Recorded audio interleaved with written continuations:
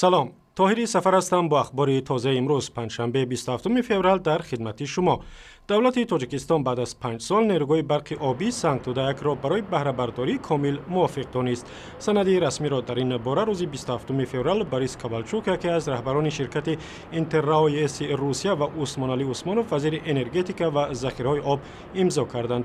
سنگ توده یکی 75% سهمیه‌هایش از روسیه است. سال 2009 مورد بهره برداری قرار گرفت. ماموریت نیروگاه میگوید که شرکت برقی تاجیک از سنگ توده 1 میلیارد کیلووات ساعت نیروی برق خریده و $10 میلیون حق آن را نپرداخته است و مسئله قرض مذکور در ملاقات‌های کوالچوک با رهبران تاجیکستان بررسی می شود.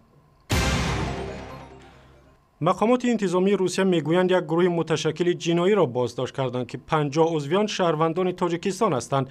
آناتولی یکونین سردار ریاست امور داخلی مسکو روز 27 فوریه درباره خنثی شدن این گروه خبر داد ولی نگفت که آنها کی بازداشت شدند و چگونه جنایت صادر کردند. و گفته آناتولی یکونین گروه‌های جنایی متشکل از حساب مهاجران گرجی و آذری و تاجیک زیاد شده است و پلیس مسکو برای مقابله با آنها بخشی علاهیده تأسیس داد.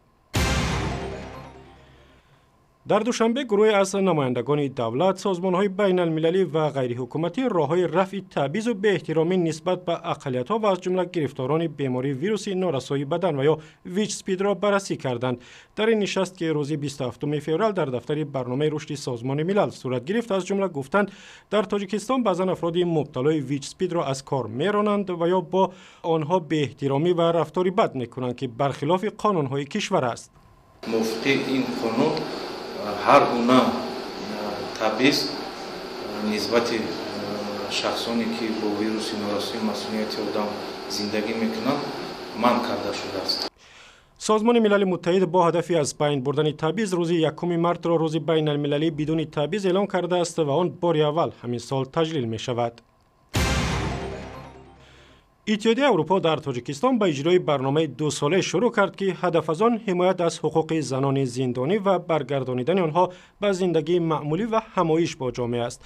بر اساس این برنامه به صدها زن تاجیک که با جنایت به زندان افتادند و یا حکم خود را ادا کردند هنرهای گوناگون می‌آموزند و یا توصیه می‌دهند که چگونه دیگر باره زندگیشان را به راه درست درآورند. در تاجیکستان حالا بیشتر از 600 زن با گناه‌های مختلف زندانی شده‌اند.